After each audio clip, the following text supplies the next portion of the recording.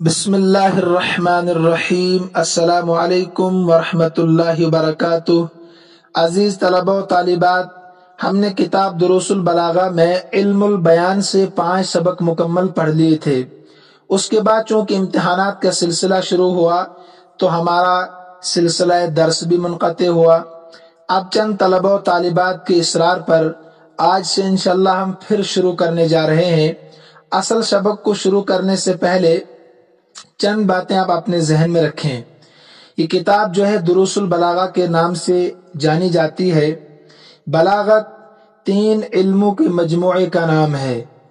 علم معانی جو آپ 5th سیمسٹر میں پڑھ چکے ہیں، اس کے بعد علم البیان جس کے 5 سبق ہم نے پڑھے ہیں، اس کے بعد علم بدیع آخر میں ہے۔ ان 3 علموں کے مجموعے کا نام بلاغت ہے، اس لیے دروس البلاغہ یا علوم البلاغہ کہا جاتا ہے۔ دروس چونکہ درس کی جمع ہے، علوم علم کی جمع ہے، اسی مناسبت سے چونکہ یہاں پر 3 علم جمع کیے گئے ہیں۔ اس کے بعد مقدمے میں ہم نے فصاحت اور بلاغت کی تعریف اور اس کی قسمیں اور اس کی مثالیں پڑھی ہیں تفصیل کے ساتھ۔ اس کے بعد علم معانی کہ 8 ابواب اور ایک خاتمہ ہم نے پڑھا۔ علم معانی کیا ہے؟ وہ علم جس کے ذریعے لفظ عربی کے وہ احوال جانے اور پہچانے جاتے ہیں جس کی وجہ سے لفظ مقتضی حال کے مطابق ہوتا ہے۔ مقتضی حال کیا ہے؟ حال، مقتضی حال، مطابقت مقتضی حال۔ مقدمے میں ان تینوں چیزوں کو تفصیل کے ساتھ بیان کیا گیا ہے۔ مثلا مدح، تعریف کرنا ایک حال ہے، اس کا تقاضا ہے کہ کلام کو طویل لایا جائے، اس کو مقتضی حال کہتے ہیں۔ اب اگر آپ نے کلام طویل لایا تو اس کا نام ہے مطابقت مقتضی حال۔ تفصیل وہاں پڑھ سکتے ہیں۔ احوال اور مقامات کا جاننا ضروری ہے۔ عربی میں احوال اور مقامات کا جاننا ضروری ہے تاکہ فصیح کلام کو اس کو مطابق لایا جائے، تو یہ علم معانی سے ہم سیکھتے ہیں، جہاں 8 ابواب ایک خاتمہ ہم نے پڑھا۔ لیکن آپ کا فصیح کلام معنی مرادی پر، یعنی آپ کے دل میں جو ہے باتیں، اس کو مافی ضمیر کہتے ہیں، مافی ضمیر کو بیان کرنے پر کتنا واضح ہے آپ کا کلام، مافی ضمیر کو، دل کی بات کو واضح کرنے میں کتنا فصیح ہے۔ فصیح کلام جو مقدمے میں آپ نے پڑھا، کلام فصیح کب بنتا ہے، تو فصیح کلام آپ کی مراد پر کتنا واضح ہے، یہ علم بیان سے آئے گا۔ اب بلاغت کو پڑھا کیوں جاتا ہے؟ دیکھیے 3 چیزیں قرآن کریم میں ہے۔ ایک تو فصاحت سے لبریز ہے، بلاغت سے لبریز ہے، اور قرآن کریم چیلنج بھی ہے، معجزہ ہے۔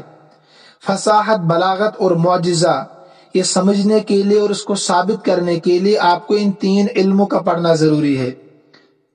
فصاحت، بلاغت اور قرآن کریم معجزہ ہے۔ فَأْتُوا بِسُورَةٍ مِّن مِّثْلِهِ وَادْعُوا شُهَدَاءَكُم مِّن دُونِ اللَّهِ إِن كُنتُمْ صَادِقِينَ۔ تو ان 3 چیزوں کو ثابت کرنے کے لیے آپ بلاغت پڑھتے ہیں، وہ کہ 3 علم پڑھتے ہیں۔ 3 چیزوں کو سمجھنے اور ثابت کرنے کے لیے 3 علم کا پڑھنا ضروری ہے۔ اب ہم اصل کتاب کی طرف آتے ہیں۔ علم البیان سے ہم نے جو 5 سبق پڑھے تھے، دیکھیے تفصیل اگر آپ جاننا چاہتے ہیں اس کتاب کے تعلق سے تو سبق نمبر 1 کو آپ جا کر سنیں تفصیل کے ساتھ۔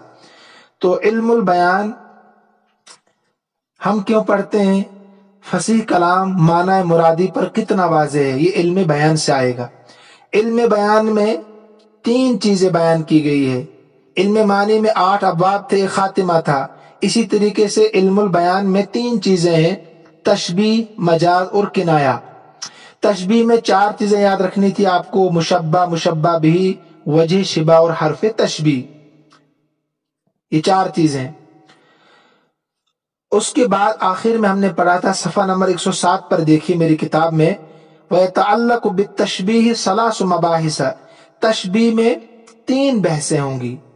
تشبیہ میں صرف اس میں تو تین ہوں گے نا، تشبیہ، مجاز اور کنایا، تین چیزیں ہم پڑھیں گے، اس میں تین چیپٹر ہوں گے اس میں، لیکن پہلا چیپٹر جو ہے تشبیہ، اس میں تین بحثیں ہوں گے، گویا کہ تین سبق آپ یاد رکھیں، تین سبق ہے۔ پہلی بحث ہے ارکان تشبیہ کے بیان میں، تشبیہ کے ارکان، دوسری بحث ہے اقسام تشبیہ، تیسری بحث ہے غرض تشبیہ سے کیا ہوتی ہے۔ تو دو بحثیں ہم پڑھ چکے ہیں، المبحث الاول فی ارکان تشبیہ، دوسری بحث المبحث الثانی فی اقسام تشبیہ صفحہ نمبر 109 پر۔ اس کے بعد صفحہ نمبر 115 پر آئیے، آج کا سبق جو ہم پڑھیں گے، المبحث الثالث فی اغراض التشبیہ، تیسری بحث تشبیہ کے مقاصد میں، تشبیہ سے غرض کیا ہوتی ہے اس کے بیان میں ہم پڑھیں گے۔ الغرض من التشبیہ، تشبیہ سے غرض کیا ہے؟ 6 غرضیں بیان کی صاحب کتاب نے، کتنی؟ 6 غرضیں، 6 مقاصد بیان کیے ہیں تشبیہ دینے سے۔ دیکھیے تشبیہ دی کیوں جاتی ہے؟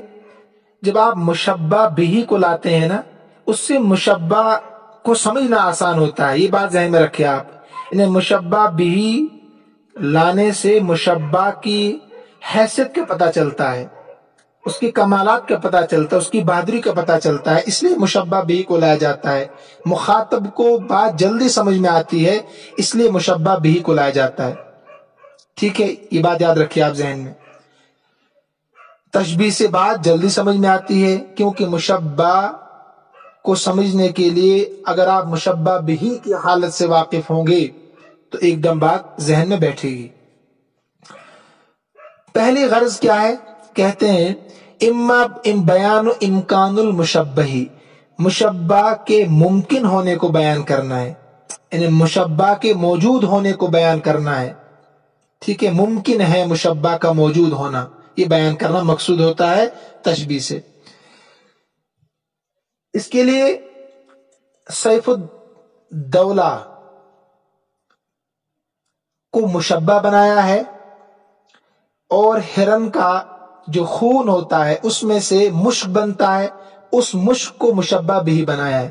ہرن کا خون، اس خون میں سے مشک کستوری جو کہتے ہیں، اس کی خوشبو ہوتی ہے، بڑا مہنگا اور قیمتی ہوتا ہے مشک، اس کو مشبہ بھی بنایا۔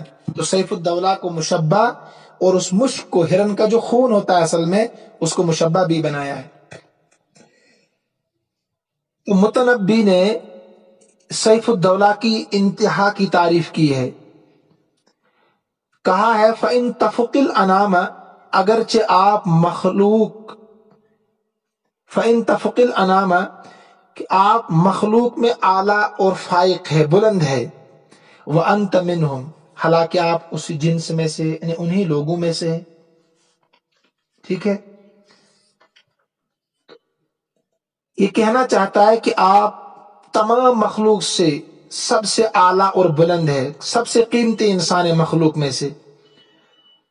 تو مخاطب کا ذہن پریشان ہوگا، کیسے ہو سکتا ہے کہ سیف الدولہ بھی انسان ہے، اس کی حقیقت بھی خون ہے، اس کی حقیقت بھی ایک نطفہ ہے، پانی کا قطرہ ہے، تو تمام انسانیت برابر ہونی چاہیے، یہ تو کہہ رہا ہے کہ سب سے اعلیٰ اور فائق ہے، بلند ہے، کیسے ہو سکتا ہے؟ سوال بنتا ہے نا، ذہن میں آتا ہے کیسے بلند ہو سکتا ہے تمام مخلوق سے؟ تو سیف الدولہ نے، متنبی نے جو سیف الدولہ کو مشبہ بنایا ہے کہ آپ مخلوق میں سب سے اعلیٰ اور بلند ہے، تو اس دعوے کو پیش کرنے کے لیے کہ ایسا ہو سکتا ہے کہ انسانوں کی جنس میں سے ہی ایک انسان سب سے اعلیٰ اور بلند ہو، تو اس کے لیے مشبہ بھی لائے۔ وہ کیا ہے؟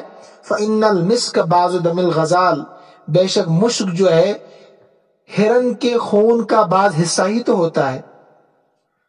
غزال کے معنی ہرن، دم کے معنی خون، مشک کے معنی مشک ہے۔ بے شک مشک ہرن کے خون کا بعض حصہ ہی تو ہے، آخر سے ترجمہ کیجئے گا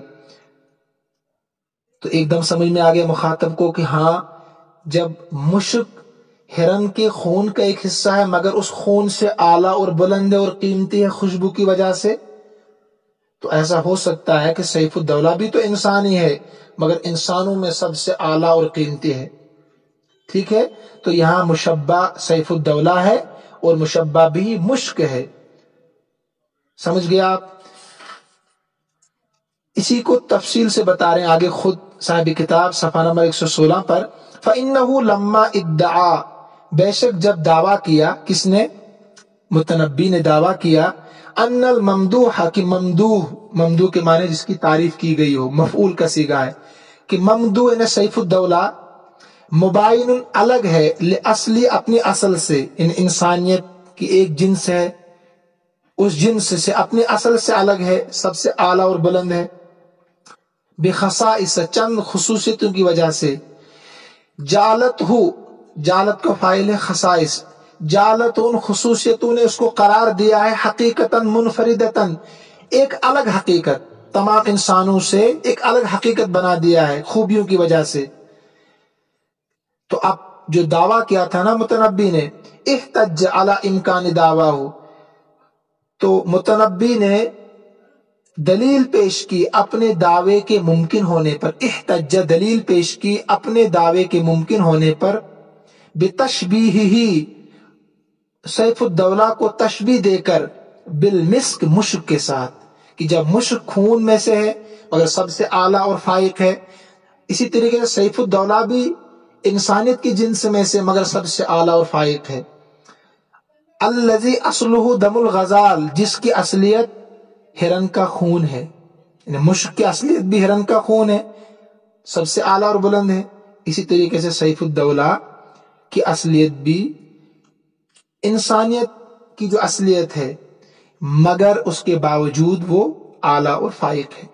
نمبر 2 پر دیکھیے تشبیہ سے غرض کیا ہوتی ہے. وَإِمَّا بَيَانُ حَالِهِ، یا مشبہ کی حالت کو بیان کرنا مقصود ہوتا ہے، یعنی مخاطب مشبہ کو تو جانتا ہے مگر اس کی حالت کو بیان کرنا مقصود ہے کہ اس کی حالت کیا ہے لوگوں میں. تو یہاں نابغہ زیبانی شاعر نے نعمان بادشاہ کی تعریف کی ہے کہ اس کی حالت لوگوں میں کیا ہے. دیکھیے کتاب میں آپ، فَإِنَّكَ شَمْسٌ، یہاں پر کا جو ہے یہ ہے نعمان بادشاہ، بے شک آپ بادشاہ، یہ سورج ہے، آپ سورج ہے. والملوک، اور باقی بادشاہ جو ہے کواکب ستارے ہیں. اذا طلعت، جب وہ طلوع ہوتے ہیں، جب سورج طلوع ہوتا ہے، طلعت کا فاعل ہے الشمس، اذا طلعت الشمس گویا کہ ہے جب سورج طلوع ہوتا ہے، لم یبد منہن کوکب، تو ان میں سے، ان ستاروں میں سے کوئی ظاہر نہیں ہوتا ہے، لم یبدو ظاہر نہیں ہوتا ہے، منہن ان ستاروں میں سے، کوکبن کوئی ستارہ. تو یہاں پر نابغہ زیبانی نے تمام بادشاہوں کے درمیان نعمان کو سورج کے ساتھ تشبیہ دی ہے، سورج کے ساتھ تشبیہ دی ہے. نعمان مشبہ ہے اور سورج مشبہ بھی ہے. تو یہ بتانے کے لیے کہ جب سورج نمودار ہوتا ہے تو اگرچہ آسمان پر افق پر بہت سارے ستارے ہوتے ہیں مگر وہ نظر نہیں آتے. یہ حیثیت ہے نعمان بادشاہ کی دوسرے بادشاہوں میں. تو حالت کا پتہ چلا نا کہ دوسرے بادشاہوں میں جب بیٹھتا ہے نعمان تو کسی کی مجال نہیں ہوتی کوئی بات کر سکے، صرف وہی بات کرتا ہے، اسی کی وہاں بات حرف آخر ہوتی ہے. اس میں کوئی زیادہ تفصیل نہیں ہے. تو کأن، اس میں جو کاف ہے مشبہ ہے، اس کو تشبیہ دی ہے سورج کے ساتھ. اس مزید وضاحت کے لیے آگے فرمائے اذا طلعت لم یبد منہن کوکب. تو یہاں حالت کو بیان کیا ہے. آپ الفاظ کو ذہن میں رکھیں کیونکہ آپ کا امتحان آبجیکٹو ٹائپ کا ہوگا، وہاں یہ الفاظ آ سکتے ہیں. وَإِمَّا بَيَانُ مِقْدَارِ حَالِهِ، نمبر 3، یعنی مخاطب مشبہ سے تو واقف ہے مگر اس کی مالداری کتنی ہے، اس کی طاقت کتنی ہے، اتنی کمزوری کتنی ہے، اس سے واقف نہیں ہے. سمجھ رہے ہیں آپ؟ مالداری، غریبی، کمزوری، طاقت کا اندازہ نہیں ہے مگر اس کی حالت سے واقف ہے کہ وہ مالدار ہے، مثلا مگر کتنا مالدار یہ نہیں جانتا ہے مخاطب. تو یہ سمجھا رہا ہے کہ وہ کتنا مالدار ہے، شاعر یہ سمجھا رہا ہے کہ وہ کتنا مالدار ہے. پہلے اب الفاظ دیکھیے، اس میں الفاظ ہے حلوبتن 40 42، یہاں مراد ہے، اثنتان و 40 42 تو گنتی ہے آپ جانتے ہیں. حلوبتن کے معنی ہے دودھاری اونٹنیاں، دودھ دینے والی اونٹنیاں، حلوبتن کے معنی۔ سود اس کے معنی ہے سیاہ۔ خافیتن اس کے معنی ہے پر۔ اسہم کے معنی ہے نہایت سیاہ، بہت زیادہ سیاہ۔ اور غراب کے معنی آتے ہیں کوا، یہ جانتے ہیں آپ۔ یہاں پر انتہا شاعر جو ہے اپنی محبوبہ کی بے انتہا تعریف کر رہا ہے مالدار ہونے میں، تو کتنی مالدار ہے۔ تو اس مالداری کو ثابت کرنے کے لیے انہوں نے کالے کلوٹے کوے کے سیاہ پر کے ساتھ تشبیہ دی ہے۔ پہلے آپ ذہن میں رکھیں، عرب میں جس کے گھر میں جتنی سیاہ کالی اونٹنیاں ہوتی تھی، دودھ دینے والی اونٹنیاں ہوتی تھی، اور پھر اگر وہ سیاہ بھی ہو، کالے رنگ کی ہو، تو اتنا ہی زیادہ مالدار تصور کیا جاتا تھا۔ تو یہاں پر انترا شاعر جو ہے اپنی محبوبہ کی تعریف کر رہا ہے کہ فیہا، اس خاندان میں، جس لڑکی سے میں محبت کرتا ہوں اس خاندان میں، اثنتان و اربعون، 42 حلوبتن، دودھاری اونٹنیاں ہیں، سودن، اور وہ سیاہ رنگ کی بھی ہے، سیاہ رنگ کی بھی ہے۔ سیاہ رنگ کو تشبیہ دی، سیاہ رنگ کو، یعنی یہاں پر سیاہ رنگ ہونا یہ گویا کہ مشبہ ہے۔ 42 سیاہ اونٹنیاں یہ مشبہ ہے، 42 دودھ دینے والی اور سیاہ اونٹنیاں یہ مشبہ ہے۔ اس کو تشبیہ دی کہ وہ کتنی سیاہ ہے، کہ خافیت الغراب الاسہم، کالے کلوٹے کوے کے پر کی طرح سیاہ ہے، تو یہ مشبہ بھی ہے۔ تو کالے کلوٹے کوے کا پر اور زیادہ سیاہ ہوتا ہے، خود سیاہ ہوتا ہے یہ کوا، مگر پر زیادہ سیاہ ہوتا ہے۔ دیکھیے مخاطب کوے کو تو جانتا ہی ہے اور اس کے سیاہ پن کو بھی جانتا ہے، تو ایک دم اس کے ذہن میں آئے گا کہ اچھا اتنی سیاہ اونٹنیاں ہیں وہ، اس لیے یہاں مشبہ کو لائے تاکہ مشبہ کی حقیقت سمجھ میں آ جائے۔ میں نے پہلے کہا کہ مشبہ بھی کو اس لیے لایا جاتا ہے تاکہ مشبہ کی حقیقت ذہن میں آپ کے بیٹھ جائے، مخاطب کے ذہن میں بیٹھ جائے۔ تو یہاں پر پھر ایک بات اور انہوں نے کی یہاں پر کہ ہم ان اونٹوں کے بچوں کا تذکرہ نہیں کرتے ہیں کہ وہ کتنے ہیں، صرف ان اونٹوں کی بات کر رہے ہیں جو بار برداری کا کام آ سکتے ہیں، بوجھ اٹھانے کا کام آ سکتے ہیں۔ پھر ان میں سے نر اونٹوں کو نہیں ہم گنتے کہ وہ کتنے ہیں، نر اونٹ کتنے ہیں، صرف ان مادہ اونٹنیوں کو ہم بتا رہے ہیں کہ جو دودھ دیتی ہے، اور 42 اونٹنیاں ہیں اور سیاہ رنگ کی ہے۔ بچوں کا تذکرہ چھوڑ دیا۔ العاقل تکفیل اشارہ، سمجھنے والا سمجھ جائے گا کہ جب اونٹنیاں دودھ دیتی ہیں بچے بھی ہوں گے، جب اونٹنیاں تو نر بھی ہوں گے، اونٹ بھی ہوں گے، اور چند اونٹنیاں ایسی بھی ہوں گی جو دودھ نہیں دیتی ہوں گی، تو پتہ چلا کہ بے انتہا مالدار تھی اس کی محبوبہ۔ تو اس خوبصورتی کو، اس مالداری کو بیان کرنے کے لیے کخافیت الغراب الاسہم مشبہ بھی لائے یہاں پر، ٹھیک ہے۔ دیکھیے آگے، شبہ نوق السود، تشبیہ دی ہے سیاہ اونٹنیوں کو بخافیت الغرابی، کوے کے پر کے ساتھ، کوے کے پر کے ساتھ، بیانا لمقدار سوادہا، ان اونٹنیوں کے کالے پن کی مقدار کو بیان کرنے کے لیے، ان اونٹنیوں کے کالے پن کی مقدار کو بیان کرنے کے لیے۔ وَإِمَّا تقریر حالی، تیسرا مقام کون سا ہے، یعنی تشبیہ کیوں دی جاتی ہے، تشبیہ کیوں دی جاتی ہے؟ کہتے ہیں مشبہ کے حال کو ثابت کرنا ہوتا ہے، مشبہ کے حال کو ثابت کرنا مقصود ہے۔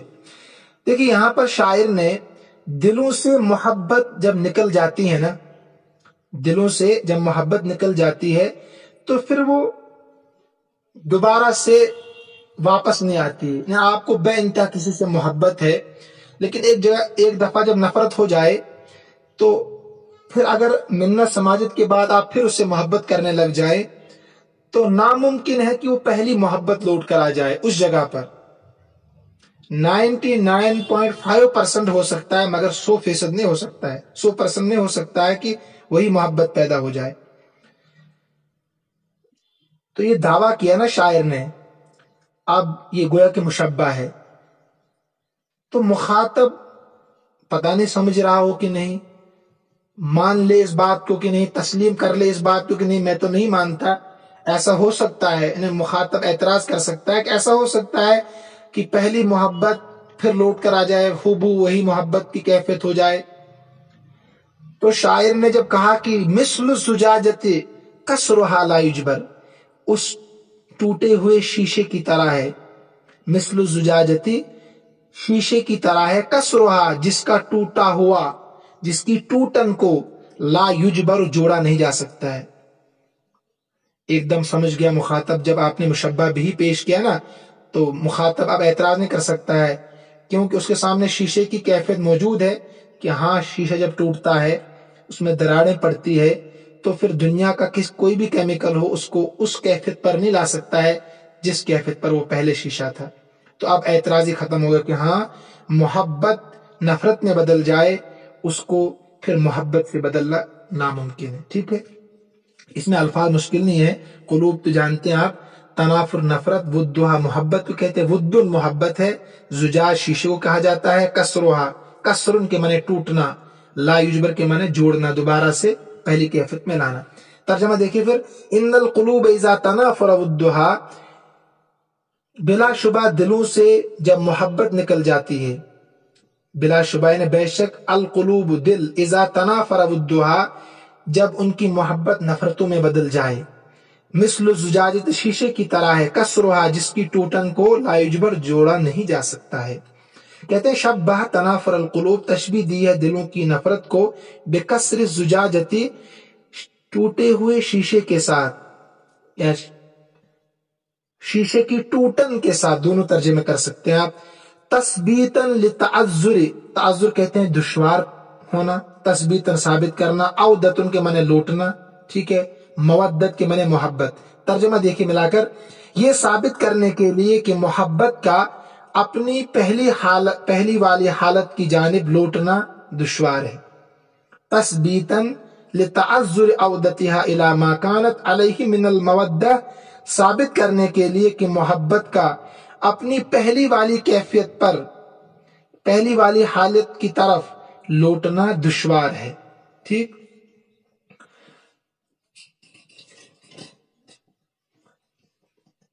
وَإِمَّا تَزْيِينُهُ، یا اس کی خوبصورتی کو بیان کرنے کے لیے، انہیں مشبہ کی خوبصورتی کو بیان کرنے کے لیے. تو مشبہ کی خوبصورتی کو بیان کرنے کے لیے مشبہ بھی لانا ہوگا. ایک دم بات سمجھ میں آ جائے گی. میں نے شروع میں کہا آپ کو خوبصورتی کیسے بیان ہوگی. دیکھیے یہاں پر محبوبہ کی تعریف کر رہا ہے عاشق. وہ کیا تعریف کر رہا ہے؟ الفاظ دیکھیں پہلے. سوداؤ کے معنی آتے ہیں سیاہ رنگ والی ہونا، واضحۃ الجبین کشادہ پیشانی والی، مقنتن کہتے ہیں ڈھیلے کو، زبیون جو آنکھ ہوتی ہے نا آنکھ کے اندر، اس کو ڈھیلا کہتے ہیں، آنکھ کا ڈھیلا. زبیون کے معنی ہرن. یہاں غریر کے معنی ہے پیاری خوبصورت. الفاظ ذہن میں رکھیے، اہم چیز الفاظ آپ کے لیے اس میں ہے. تو شاعر کہتا ہے میری محبوبہ، اپنی طرف سے ترجمہ ہوگا یہاں میری محبوبہ کے لیے کوئی لفظ نہیں ہے. سوداؤ سیاہ رنگ والی ہے، یہ الگ گویا کی خبر یہاں پر ہے، مبتدا محذوف. واضحۃ الجبین کشادہ پیشانی والی ہے، کا مقلت الزبی الغریر بھولی بالی اور خوبصورت ہرن کے آنکھ کے ڈھیلے کی طرح ہے. پیاری، آخر ترجمہ دیکھیے، پیاری ہرن کے آنکھ کے ڈھیلے کی طرح ہے میری محبوبہ کا چہرہ. دیکھیے عام طور پر سیاہ رنگ والی عورتیں پسند نہیں ہوتی کسی کو، سیاہ رنگ والی عورتیں یعنی چہرے سے پسند نہیں ہوتی، اگرچہ دل اچھا ہو ان کا مگر چہرے سے ان کو لوگ پسند نہیں کرتے ہیں. لیکن اب یہ جو شاعر ہے، عاشق ہے، اپنی محبوبہ کی تعریف کرنا چاہتا ہے تاکہ لوگ بھی اس کو پسند کریں. اس کو تو اس سے محبت ہوگی ہی، لیکن لوگ اس کو پسند نہیں کرتے ہوں گے اس کی محبوبہ کو. لیکن اپنی محبوبہ جس سے وہ محبت کرتا ہے اس کو لوگوں کی نظروں میں خوبصورت پیش کرنے کے لیے ایک ایسی مثال لا رہا ہے تاکہ لوگ مجبور ہو جائیں یہ کہنے پر کہ ہاں یہ عورت بڑی خوبصورت ہوگی. سمجھ لیں میری بات آپ، کہ لوگ مجبور ہو جائیں یہ کہنے پر، یہ ماننے پر کہ اس کی محبوبہ بڑی خوبصورت ہے. اگرچہ وہ بیچاری کالی کلوٹی ہے، اس کو کوئی پسند نہیں کرتا ہے، لیکن جب اس نے مثال مشبہ بھی ایسا لایا تو جب مخاطب غور کرے گا کہ ہاں یہ چیز بھی جب خوبصورت ہے تو وہ بھی خوبصورت ہوگی. دیکھیے ہرن جو ہوتی ہے اس کی آنکھ جو ہوتی ہے ایک تو گول ہوتی ہے، بالکل گول، اگر آپ نے کبھی دیکھا ہو گول ہوتی ہے. نمبر 2، سیاہی اس کے اندر بہت زیادہ ہوتی ہے، کالا پن بہت ہوتا ہے، مگر خوبصورت لگتی ہے اس کی آنکھیں بہت زیادہ. تو یہ کہہ رہا ہے شاعر کہ میری محبوبہ کا چہرہ ایک تو گول ہے، گول چہرے والی لڑکیاں عورتیں پسند ہوتی ہے لوگوں کو. یہ کہنا چاہتا ہے ایک تو میری محبوبہ کا چہرہ بالکل گول ہے، نمبر 2 وہ سیاہ ایسا ہے جیسے ہرن کی آنکھ کا ڈھیلا ہے، گول بھی ہے ہرن کی آنکھ کی طرح اور سیاہ بھی ہے ہرن کی آنکھ کی طرح. تو جب مخاطب غور کرے گا کہ ہرن کی آنکھ کا جو ڈھیلا ہوتا ہے ایک تو گول ہوتا ہے، ایک سیاہ ہوتا ہے تو بڑا خوبصورت لگتا ہے. اچھا ہاں اس کی محبوبہ بھی اسی طریقے سے ہوگی، وہ بھی بڑی خوبصورت ہوگی. انہیں مخاطب کو یہ مجبور کر رہا ہے ماننے پر کہ تمہیں ماننا ہوگا کہ میری محبوبہ بھی کیا ہے، خوبصورت ہے، اگرچہ وہ کالی کلوٹی ہے. ٹھیک ہے، تو اس میں سودا واضحۃ الجبین مشبہ ہے، کا مقلت الظبی الغریر یہ مشبہ بھی ہے. دیکھیں ترجمہ، شبہ تشبیہ دی ہے سوادہ اپنی محبوبہ کے کالے پن کو بسواد مقلت الظبی ہرن کے ڈھیلے کے سیاہی کے ساتھ، ہرن کے ڈھیلے کے سیاہی کے ساتھ تحسین اللہ اس کو خوبصورت بنا کر پیش کیا، اس کی خوبصورتی کو بیان کرتے ہوئے، تحسین اللہ خوبصورتی کو بیان کرتے ہوئے.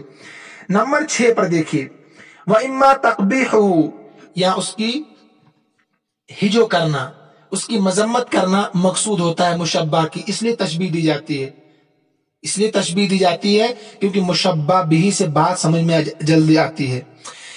یہ کہنا چاہتا ہے، الفاظ دیکھیں اس میں کوئی مشکل نہیں ہے، محدثن کے معنی آتے ہیں بیان کرتے ہوئے، بیان کرنا، اشارہ کے معنی اشارہ کرنا، قردن کے معنی بندر، یقہقہ کہکا لگانا، عجوز بڑھیا، تلتم کے معنی آتے ہیں تھپڑ مارنا. تو یہاں پر اسحاق بن آور یہ بیچارے ان کی زبان میں لکنت تھی، لکنت جانتے ہیں نا آپ، انہیں بولنے میں دقت آتی ہے. اسحاق بن آور متنبی نے ان کی ہجو بیان کی، انہیں ان کی ہجو بیان کی، ان کی مذمت بیان کی. جس کی زبان میں لکنت ہوتی ہے نا بیچارے کی، وہ بولتے ہوئے کبھی ہاتھ بھی ہلاتا ہے، چہرہ بھی ادھر ادھر کرتا ہے دائیں بائیں بیچارہ. تو ایک شاعر تھا، اس نے کہا ایک ایسے لکنت والے انسان کو، ایک مقابلہ تھا طرحی مشاعرہ جس کو کہا جاتا ہے، طرحی مشاعرہ. تو اس نے ایک شعر پڑھا بیچارے نے جس کی زبان میں لکنت تھی، میں مختصراً کہہ رہا ہوں. تو زبان کے لکنت کی وجہ سے الفاظ کٹ کر کر پیش کر رہا تھا بیچارہ. دوسرے شاعر نے کہا کہ پہلے مس کہا، پھر تک کہا، پھر بل کہا. اس کی شاعری میں، اس کے شعر میں کوئی لفظ مستقبل آیا ہوگا، تو دوسرے نے کہا پہلے مس کہا، پھر تک کہا، پھر بل کہا. لکنت والا ایسے ادا کرے گا بیچارہ الفاظ، کس طرح ظالم نے مستقبل کے ٹکڑے کر دیے. پہلے مس کہا، پھر تک کہا، پھر بل کہا، کس طرح ظالم نے مستقبل کے ٹکڑے کر دیے. تو وہ شاعر جو تھا نا، اس نے مشاعرہ جیت لیا بیچارے نے اسی وجہ سے. بہرحال ہم یہاں پہنچے، کہاں پہنچے ہم؟ وَإِذَا أَشَارَ مُحَدِّثًا كَأَنَّهُ قِرْدٌ يُقَهْقِهُ أَوْ عَجُوزٌ تَلْتِمُ. ترجمہ دیکھیے، جب وہ بات چیت کرتا ہے، جب وہ بات چیت کرتے ہوئے اشارہ کرتا ہے، اذا اشارہ جب وہ اشارہ کرتا ہے، محدثاً بات کرتے ہوئے، کانہو قردن گویا کہ وہ بندر ہے، گویا کہ وہ بندر ہے، یقہقہو جو قہقہ لگا رہا ہو، او عجوز یا کوئی بڑھیا ہو، تلتمو جو تماچے مار رہے چہرے پر. کوئی بچہ مر جاتا ہے، کوئی جوان مرتا ہے تو چہرے پر تھپڑ مار رہے ہو، کہتے ہیں نوحہ کرنا، گویا کہ وہ تھپیڑے مار رہے ہو چہرے پر. تو اس میں جو ہے اسحاق بن آور جو ہے وہ ہے اسحاق بن ابراہیم آور، مشبہ ہے، اس کی کیفیت کو بیان کرنا یہ مشبہ ہے. تو اس کو سمجھانے کے لیے، تاکہ مخاطب کو ایک دم بات سمجھ میں آ جائے، جلدی بات سمجھ میں آ جائے، کہا قردن، تم بندر کو دیکھو کیسے کرتا ہے، وہ چہرے پر ہاتھ پھیرتا ہے کچھ کھاتے ہوئے یا چلاتے ہوئے. بندر کو ذہن میں رکھو آپ، مخاطب کہہ رہا بندر کو ذہن میں رکھو جب وہ چلاتا ہے، کہہ کے لگاتا ہے یا چہرے پر تھپڑ مارتا ہے، ایسے ہی یہ اسحاق بن ابراہیم آور کی حالت جب بات کرتا ہے تو ایسے ہی محسوس ہوتا ہے، یہ بڑھیا یا اسی طریقے سے بندر ہو کہ بڑھیا بیچاری کمزور ہوتی ہے، ہڈیوں کا ڈھانچہ بڑھاپے کا ذوف ہوتا ہے، تو وہ بھی چہرے پر ایسے ہاتھ پھیرتی ہے اگر اس کو رونا چلانا ہو۔ تو یہ بھی بہت آسان ہے، اس میں سمجھنے کی زیادہ ضرورت نہیں ہے۔ اسحاق بن ابراہیم آور کی کیفیت مشبہ ہے، اور یقہقہہ او عجوز تلتم مشبہ بھی ہے۔ مشبہ بھی سے ایک دم بات سمجھ میں آ گئی کہ اسحاق بن ابراہیم آور کیسے بات کرتا ہوگا۔ یہ 6 غرضیں جو تھی یہاں پر مکمل ہو چکی، 6 غرضیں۔ یہاں سے آگے ایک نئی بات آپ کو کہہ رہے ہیں۔ یہ کیا کہنا چاہتے ہیں؟ انہیں مشبہ کی کیفیت کو بیان کر رہے تھے۔ کس کی؟ مشبہ کی کیفیت کو۔ قاعدے کے تقاضے سے جو مشبہ بھی ہوتا ہے اپنے مشبہ کے مقابلے میں زیادہ قوی اور تام ہونا چاہیے۔ یہ قاعدہ جو ہے تشبیہ کا، اس کو لکھیے آپ کہ مشبہ بھی جو ہوتا ہے مشبہ کے مقابلے میں زیادہ طاقتور ہوتا ہے۔ کیا ہوتا ہے؟ زیادہ طاقتور ہوتا ہے۔ مثلا آپ نے کہا زید کل اسد، زید شیر کی طرح ہے، تو اس میں زید مشبہ ہے، اسد مشبہ بھی ہے۔ تو اس میں مشبہ بھی جو اسد ہے نا، اس میں جو بہادری ہے وہ تو اعلیٰ درجے کی ہے، تو مشبہ بھی صفت کے اعتبار سے زیادہ مضبوط ہوتا ہے مشبہ کے مقابلے میں۔ مشبہ میں کے اندر تو کم صفت ہوتی ہے، معمولی صفت ہوتی ہے، تو اصل صفت طاقتور کون ہوتا ہے؟ مشبہ بھی، ذہن میں رکھیے آپ۔ لیکن یہاں یہ الٹا کر رہے ہیں، انہیں جب مشبہ کو مشبہ بھی اور مشبہ بھی کو مشبہ کی جگہ لے آئے تو اس وقت کیا ہو جاتا ہے؟ غرض بدل جاتی ہے، غرض بدل جاتی ہے۔ اسی کو کہا وقت یعود الغرض الی المشبہ بھی۔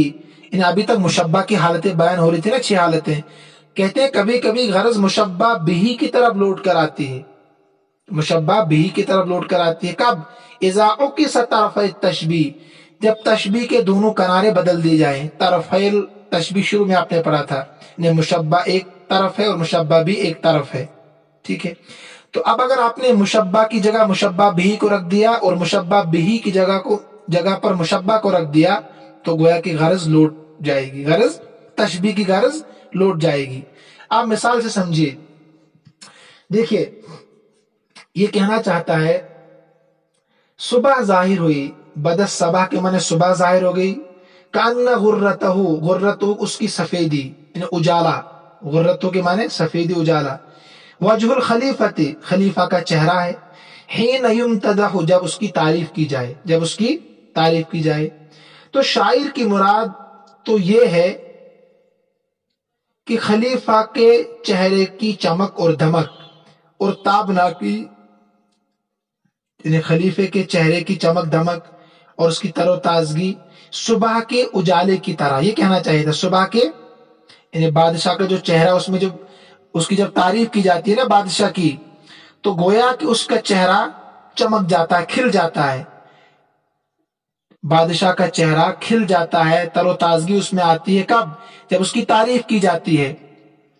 تو گویا کہ مشبہ ہونا چاہیے، اس کو کہنا چاہیے تھا آپ یہ سمجھو کہ وہ صبح کی روشنی کی طرح چمکتا ہے، صبح کی روشنی کی طرح چمکتا ہے، مگر یہاں الٹا کر دے، کہہ رہا ہے صبح کی روشنی گویا کی بادشاہ کا چہرہ ہے۔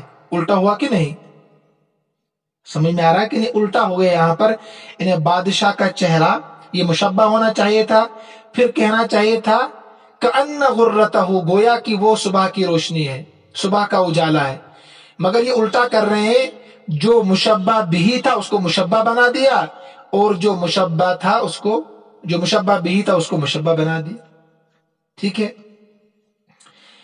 اصل مشبہ تو وجہ الخلیفہ تھا، اور اصل مشبہ بھی غرتہ تھا، یعنی صبح کی روشنی، صبح کا اجالا، مگر اس نے خندہ پیشانی، تر و تازگی میں اتنا مبالغہ کر دیا کہ مخاطب کو اس بات کا خیال دلانے کے لیے کہ مشبہ ہی اپنے مشبہ کے مقابلے میں زیادہ قوی اور طاقتور ہے۔ ٹھیک ہے. ومثل ھذا، اور اس جیسی تشبیہ کو کیا کہتے ہیں؟ یسمى بالتشبیہ المقلوب، تشبیہ مقلوب، تشبیہ مقلوب. سے ترجمہ پھر دیکھیے. وبدا الصباح، صبح ظاہر ہو گئی. کأن غرتہ، گویا کہ اس کی سفیدی. وجہ الخلیفہ، بادشاہ کا چہرہ ہے. حالانکہ کہنا کیا چاہے تھا؟ بادشاہ کا چہرہ کأن غرتہ، گویا کہ وہ کیا ہے؟ صبح کی روشنی ہے. حین یمتدح، جب اس کی مدح سرائی کی جاتی ہے، تعریف کی جاتی ہے. ومثل ھذا، اور اس جیسی تشبیہ کو تشبیہ مقلوب کہا جاتا ہے. 6 غرضیں تو تشبیہ کے تعلق سے آ گئی. ایک غرض آ گئی مشبہ بہ کے تعلق سے، جبکہ مشبہ کی جگہ پر مشبہ بہ کو رکھ دیا جائے. آج سبق تھوڑا طویل ہو گیا، انشاءاللہ کل سے ہم مختصر 15-20 منٹ کے درمیان میں پڑھیں گے. اللہ تعالی ہم سب کا حامی و ناصر ہو. امید ہے کہ آپ سمجھ گئے ہوں گے. السلام علیکم ورحمۃ اللہ وبرکاتہ.